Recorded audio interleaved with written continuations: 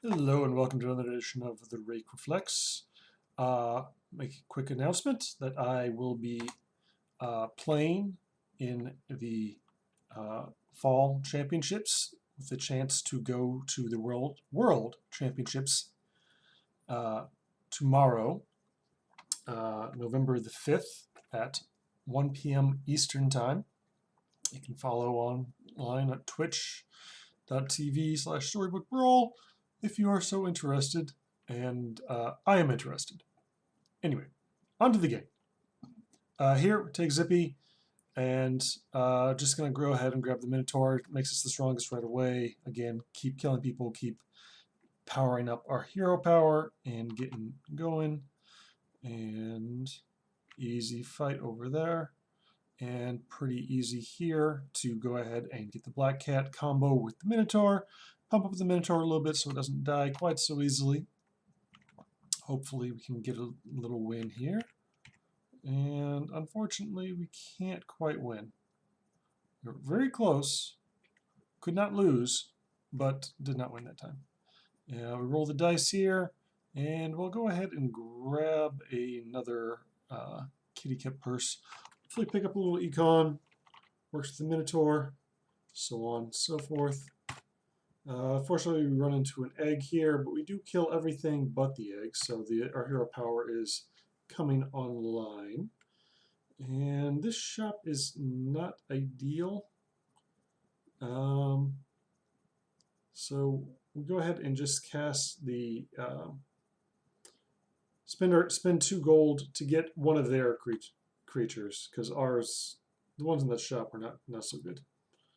And then we get a water wraith here. Can tuck that right there. Hopefully get it scaled up pretty good, pretty quick.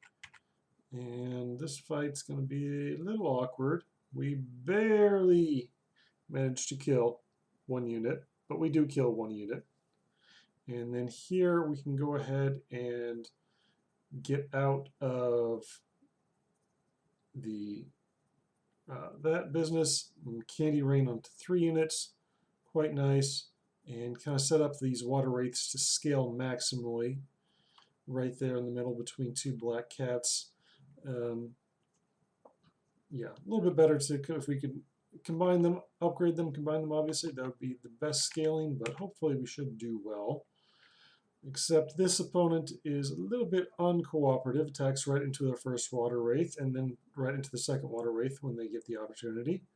So that's less than ideal, and we take a good chunk of damage here.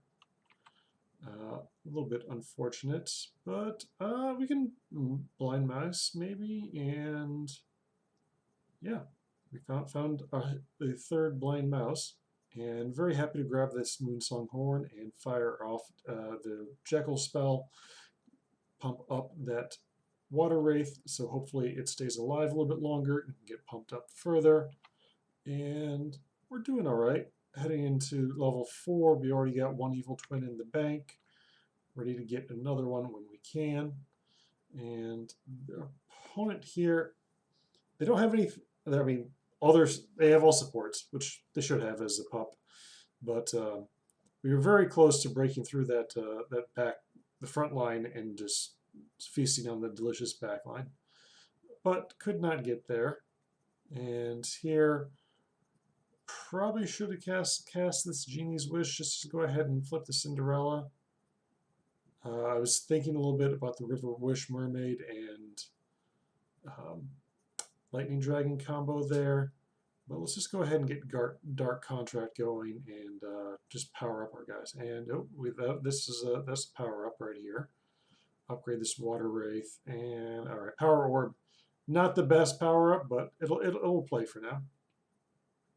And this Water Wraith does a pretty good job of carrying us through this fight. Yeah. And here, it's a little... kind of wanted to go ahead and grab the Tree Prince. Couldn't quite get there this time.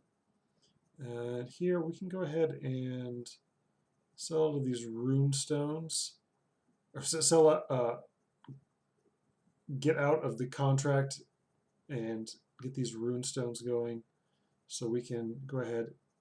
Dark contract, or sorry, we can do things. This game's a little bit of a slog. I'm going to let you know, but it's going to be worth the wait when you get there. Trust me. Anyway, here our opponent is very nicely casting this Cat's Call to allow us to power up our evil twins galore. So we are ready to fire that off, except we don't have to because we find another one of these guys. We're going to go ahead and take an Ambrosia, which isn't amazing right now, but I'm planning on eventually getting a pumpkin and putting that in slot 7 and then murdering some people with it, but not yet. And here we go ahead and grab this pair of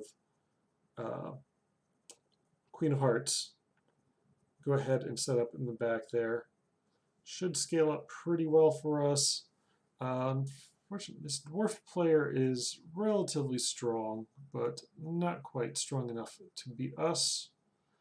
More Medusas, the better, I always say. Except if it's the third Medusa, which is actually just one Medusa, so I don't do that. We do find this crystal ball.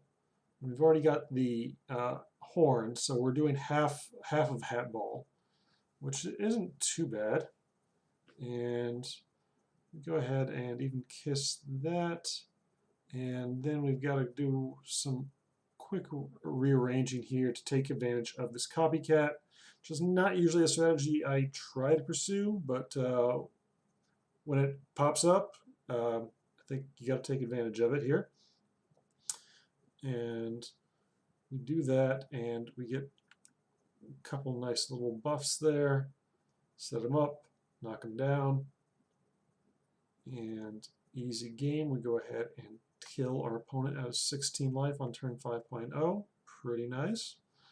And we are going to turn the Queen of Hearts herself good, because then she's not worried about other people not being good. And we start rolling here, and we go ahead and grab this the scam tree back there. We're hoping to do it, have a nice little half ball turn.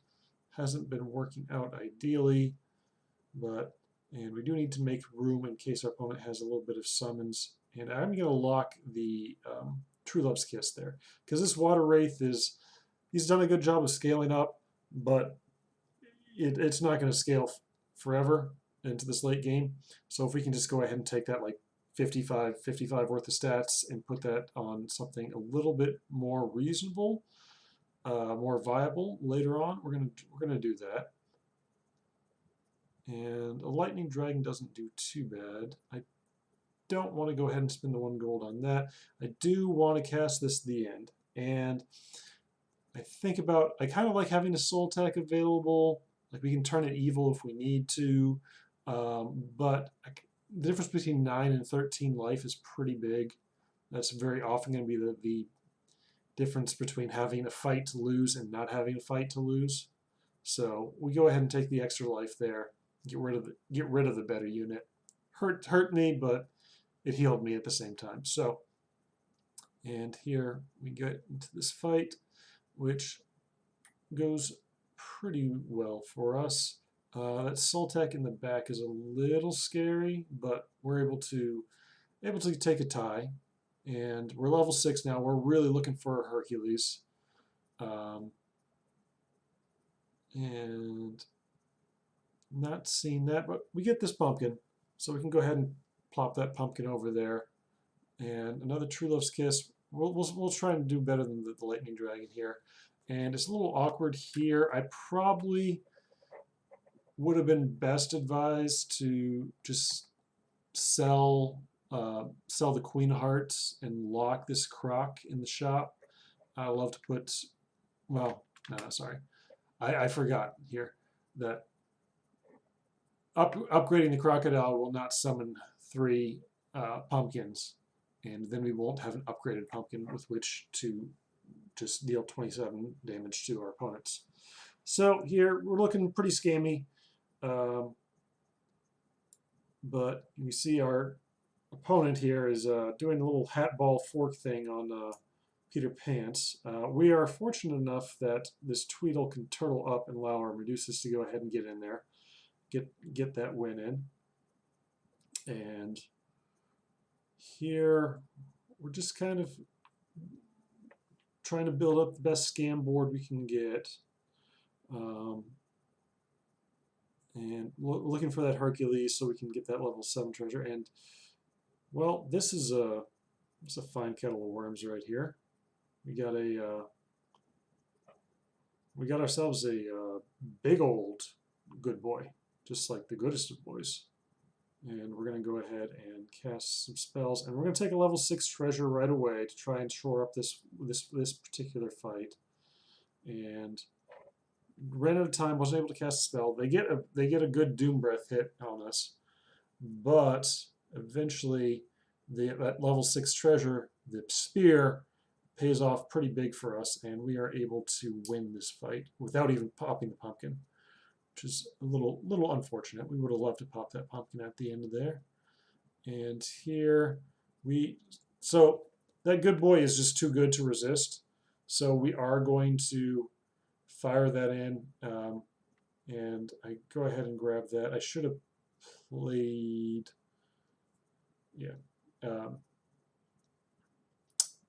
should have been in a little bit stronger here.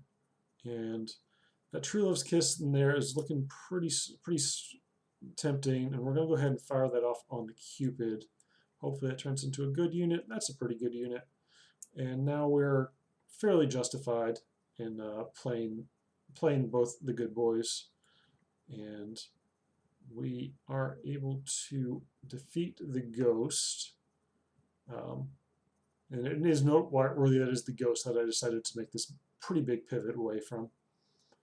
And here we're going to go ahead and try and assemble full good boy comp with these two upgraded good boys. One of them, well, a good boy and a bad boy.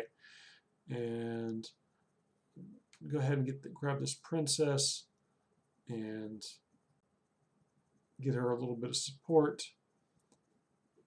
And we're starting to do something here, but I'm a little bit worried about dying. So we're going to fire off the sellout to get this spell, get some extra attack if we need it. So our opponent was hat ball forking, which could lead to some large numbers. And that is indeed already a 400 plus Scion of the Storm. So that's a little bit scary there. And I got scared they popped pumpkin, but they did not have that many evil units. So we go to exactly 1 life. So sacrificing the better creature for that extra 2 life way back when obviously paid off pretty strongly. And here I got distracted by the righteousness and should have grabbed the Lady of the Lake to go with all our stuff, but I did not. And here we're going to go ahead and grab the second Empress P, and hopefully attacks go the right way where the good boy dies at an appropriate time. It's very sad when your good boys die at inappropriate times. It's very painful, very heart-wrenching experience. And they've got a strong Doom Breath, but we get the first attack, and that's enough to pretty much to carry us. Especially, this good boy did not die at the most appropriate time, but they died in time where this Green Knight is just large. It gets larger every time it attacks. So that was strong enough to do that. And here we get to face the ghost, which is, we already defeated this ghost with a weaker comp than what we have now. So this should not be a problem. We do have to figure out a little something here. And so we've got these evil twins to fire off. And there we go. We finally found that Hercules.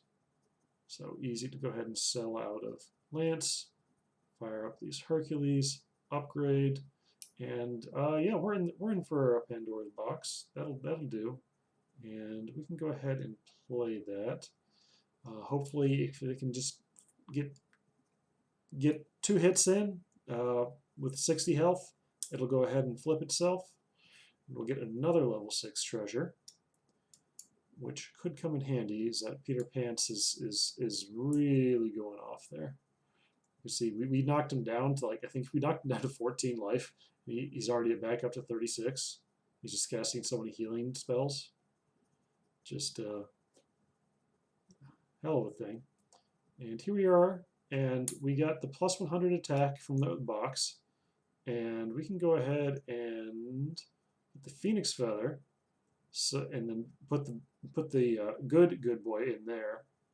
So that's going to resummon itself after it dies. So that's going to be many stats on our guys.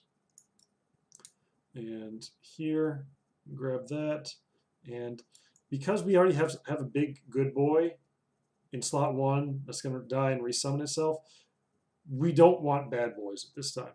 We just want everything to stay good. And here I finally wise up and grab that Lady of the Lake, so we can get some good ranged units in the back that will be supported by Princess P. It will both support Princess P and be supported by Empress P. I don't know why that's important, but I guess it is. And you can see these numbers are getting very large. Like so large that we're not too worried about these, like, 300, 100 attack range units in the back. We're just going to go ahead and get some more good range units. Because our opponent is Pants, they don't have access to easy, like a fireball or anything too easy to snag our back line. Probably should have sold out our bench to grab this second good boy, but it doesn't immediately play on the board. I was just trying to look for a little bit of a combat spell, maybe. So no point casting the health potion at this point. We do need to make room for the we needed to make room for the evil twin that's going to spawn, and getting a little bit extra health on our first good boy that's going to respawn over and over seemed a worthy thing. And you can see our opponent's getting pretty big there. They got 500 range attack back there, but boy, these numbers are getting nice and juicy on our side. We got over 1,000 attack on these guys. Yeah. So, and here, now that I see with the rules change in this patch, and these, maybe I could have taken Ivory Owl, but I still felt like that was not a slight downgrade from our spear at the moment. Yeah, something like that. So I thought about grabbing this good boy. Probably would have been worth it, but I wanted to look for something a little bit better. And a Pigo, I don't actually think it was worth the lock here, but I did. So it's a reasonable play, but I don't think it was necessary. We're like a third good boy, and upgrading our Empress P is kind of what we're looking for here. Nothing else matters too much. Although, I mean, obviously a Pigo is fine, but it's just effectively spending 9 gold to do it because of what we had floating in the shop is probably not worth it. And here, now I'm going to pick up a third good boy. I'm not sure if it probably plays right now. Yeah, it is going to be in slot 4. It's a little bit awkward for a good boy, but so it goes, and we get into the combat, and again, they've got lots and lots of numbers that, like, whatever, 1200, sign of the storm, but it's not enough to overcome our Princess P, good boy. Like, the numbers just got too big for them. We're able to shrug off, like, these 600 attack. And we'll go ahead and upgrade this Empress P. Again, I'm going to pass on these treasures. We've got a very strong treasure suite as is.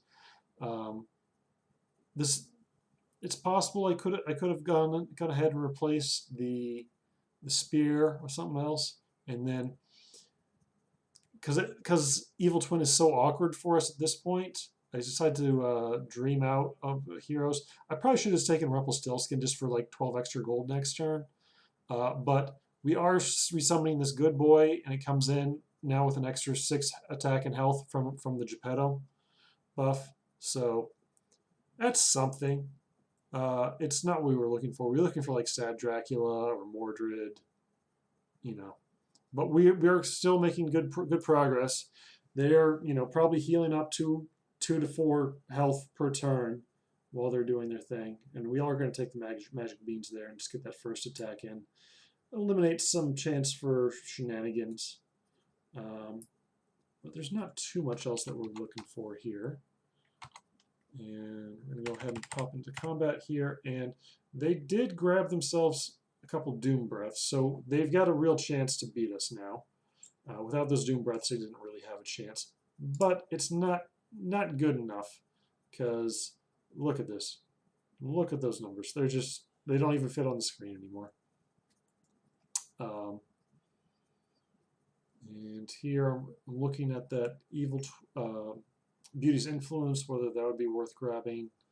It looks like this is going to be the last fight. Can't cast the Righteousness. Decide that I don't think, like, I just want like more magic beans or, little something. And I sell the check in looking for the magic beans. This is like that first attack. I think it'd be very crucial here. And couldn't get it. Don't know why I didn't make it rain. Would have been surely the stylish thing to do, but here we go into the last fight. Can we get the good hits? And we do, where the Doom Breath only takes out one backline unit. And then things go quite according to plan, where we've got over almost 2,000 attack. Like, yeah, you saw at the end there, this Lady of the Lake took an attack for 600 and still had 2,000 health left. Just pretty ridiculous there. So hopefully my battles tomorrow in my attempt to get to the World Championships are successful. Again, they'll be streaming on Twitch for Storybook Brawl at 1 p.m. Eastern Time. Wish me luck. Subscribe for more videos, and until next time, may all your shops be gorgeous and all your hits be surgical.